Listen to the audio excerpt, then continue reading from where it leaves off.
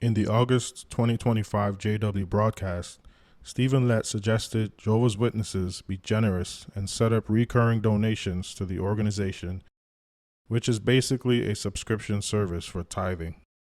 The problem is Jehovah's Witnesses live simple lives and don't make much money. Unlike regular religions, they've been largely discouraged to pursue higher education after grade school. Over the years, the value of a college degree has weakened, and Jehovah's Witnesses, who are at the bottom of the financial totem pole, are now playing catch-up with the rest of society. You can't expect much subscription money out of people who are already disadvantaged. Hence, we now have David Splane with the governing body update number 5, backpedaling their unscriptural policy of discouraging higher education. Is it appropriate for Christians to pursue additional education? With this update, we'd like to clarify our understanding. While there are dangers involved in pursuing certain forms of education, basically, whether to obtain additional education or not is a matter for personal decision. At Galatians 6:5, the Bible says, "For each one will carry his own load of responsibility." So, each adult must make his or her own decision on whether to obtain additional education. Each adult Christian, and in the case of minor children, each family head, should prayerfully consider Bible principles and the unique factors involved with a certain educational program before making the decision. And while an elder or a mature friend may discuss with us the pros and cons about obtaining additional education, no Christian, including the elders, should judge a fellow Christian's personal decision on this matter. So the first thing I noticed was Splane kept using the term additional education and also used secular education. Now this is different to the higher education term they've mostly used in the past. So it's almost as if they're trying to distance themselves from past statements. This seems like a clever tactic, but it doesn't go unnoticed. But the following montage of clips will make it clear that this is an absolute policy change. This is not clarification, and it's not new light. They've deleted elders in the past because their children pursued college degrees, and they've counseled many publishers in the past for it. Now, to be clear, in some regions, higher education was not looked down upon for some Jehovah's Witnesses. In other regions, some witnesses missed out on many opportunities like full ride scholarships, the ability to make a better living, and more. Some of the arguments the governing body made against higher education in the past are now actually being made for additional education with this new change. Ultimately, this flip-flopping proves why people need to take their lives into their own hands and stop relying on the opinions and control of men. Jehovah's Witnesses are pawns in a game, and although college isn't for everyone, it may have been the only move in this game of life for someone to pursue their real dreams, which they are entitled to, or to simply make enough money to live comfortably. Instead, decades and lifetimes can be affected by a simple video with cherry-picked scriptures from an old man in a broadcast studio you've never met. So hopefully those Jehovah's Witnesses that are questioning will use this as a reason to take their life into their own hands and really find out that this religion is nothing more than an obstacle to keep you from meeting the real you. Higher education. What do we mean when we use that expression? The October 1st, 2005 issue of the Watchtower that I referred to earlier provided a definition. It used the example of the educational system in the United States, acknowledging that it involves 12 years of basic education in public schools. Then it stated, thereafter, students may choose to attend university for 4 or more years, leading to a bachelor's degree or to postgraduate studies for careers in medicine, law, engineering, and so forth. Such university education is what is meant when the term higher education is used. It further stated, on the other hand, there are technical and vocational schools offering short-term courses that result in a certificate or diploma in some trade or service. We realize educational systems vary from place to place. In some countries, higher education is provided by the government, free of charge. However, the cost of obtaining university training is not our primary concern. It is the potential for spiritual harm that has moved us to provide the cautions we have shared in the past. Ultimately, it is the decision of the parents as to the amount of secular education they feel is necessary for a child to later care for a family of his own. As parents, we would be remiss if we did not encourage our child to pursue a skill or trade that would enable him to start off a marriage successfully. Having said that, it does not change the fact that all too often our young people have met with spiritual disaster, especially after leaving home and living on a university campus. So parents and children, you need to have a goal and you need to have a plan. If you're missing either one, Satan will provide it for you. Young people, ask yourself, why am I considering additional education? Is it because I'm pursuing a specific skill or trade to support my service to Jehovah? Or have I been pressured by the system into believing that higher education will somehow make me a more respected person or lead me to a better life? Let me review the scriptural basis for our previous published concerns about higher education. As an example, 1 Corinthians 15:33 says, "Bad associations spoil useful habits." While it is true that the ancient city of Corinth was known for its immoral lifestyle, what was the Apostle Paul primarily concerned about when he penned those words? In verse 12 of the same chapter, he made clear that his comment about bad associations had to do with what the other persons believed. It was a doctrinal issue.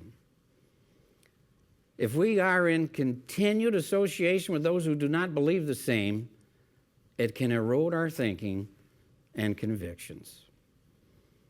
Some have felt that spending time with non-believers in a university setting is no different than working secularly with those who do not share our beliefs. And in fact, bad associations in the workplace can be a real danger.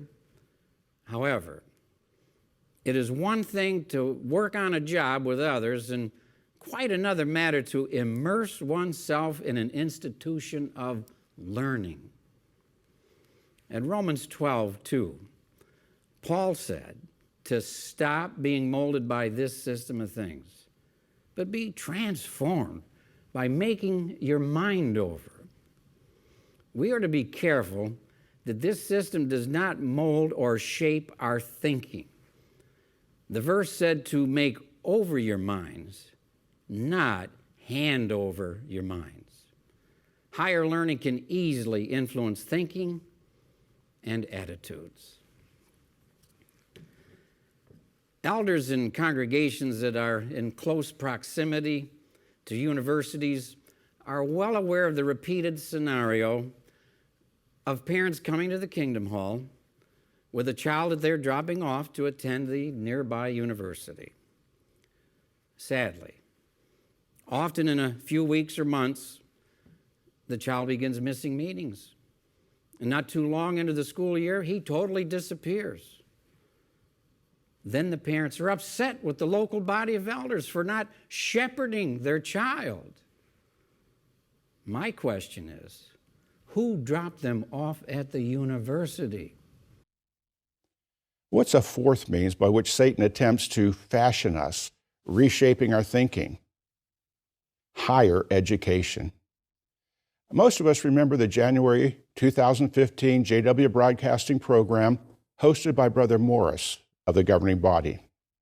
He focused on the value of divine education, but he also reaffirmed the dangers of pursuing higher secular education. Its whole purpose is for learning, influencing one's thinking. And while a person's intention might be just to create a stable base for a secular future, his decision could expose him to unscriptural ideas and practices. Back to the glass shop. Recall that another gather of hot glass is added to the end of the stem. The craftsman then rolls the tube backward and forward. He forms the base for the glass. Well, we will say no more about this topic other than what Brother Morris has already shared. You might want to go back and review that broadcast. Now, it's true, not all who pursue higher education in Satan's world experience those pitfalls. But is it a risk worth taking? That's what we want to get our young ones to think about. I like to use the illustration of a school of hungry sharks. Now, let's say the statistics are that if 10 people try to swim through this school of hungry sharks, 8 of them will make it. Only 2 will be eaten by the sharks. Now, would you reason, well, that's very good survival rate, 80% survival. I think I can do it. I think I can swim through this school of sharks. You probably wouldn't take that risk, would you? Well, what's the point? Well, for those who try to swim through and survive spiritually, the figurative school of hungry sharks of higher education, probably the survival rate is not as good as in our illustration. But in contrast, we want our young ones, and support their parents in this regard, to set spiritual goals such as pioneering. They can accomplish so much more than pursuing anything in Satan's world. Brothers, thank you for considering this matter regarding Brother Brown and the impact that his family situation is having on the congregation. I asked you, brothers, to review his qualifications as an elder. After we spoke, and Brother Brown had an opportunity to explain to me some of the decisions that he's made for his family.